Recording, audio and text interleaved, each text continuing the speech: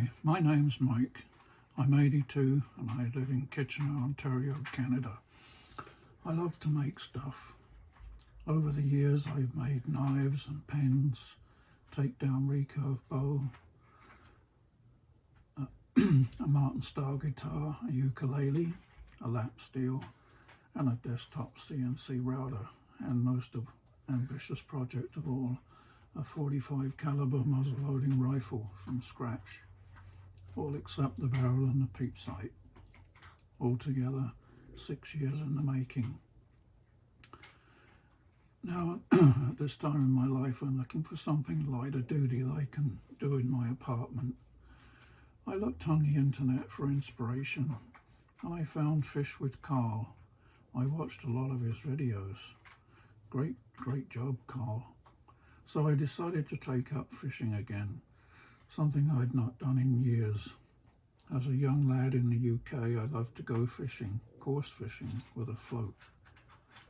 I purchased some fishing gear and my son took me fishing a few times. I found it really enjoyable, relaxing, just being outdoors in nature, wonderful. I looked at floats on the web, plastic cheap crap. I wasn't impressed. So that's when I decided to make my own.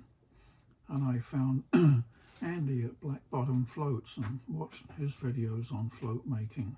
Thank you, Andy, it was great inspiration.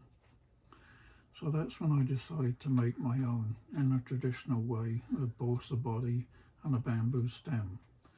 This is something I could do in my limited workspace I had available. I made about 50 or so, trying various methods of construction, types of adhesives and finishes.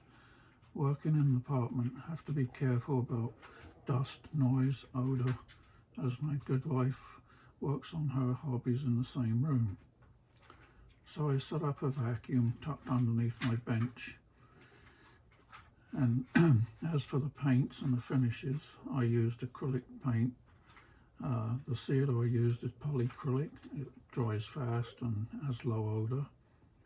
I used spar varnish for the final finish, but as I dip my floats, the finish goes on somewhat thicker, and it took weeks before the odour would stop. So I tried something new for me, UV resin. Now I had to make a curing chamber of some sort. I made a chamber with a 4x10 long thin piece of PVC pipe with 15 strips of UV LEDs at 45 watts. 3 switches were installed to give me 15 watt sections that could be switched in as required. It was overkill. With the switches set to 15 watts, it only takes about 2.5 minutes to fully cure. I found after dipping the floats they needed to drip for about 10 minutes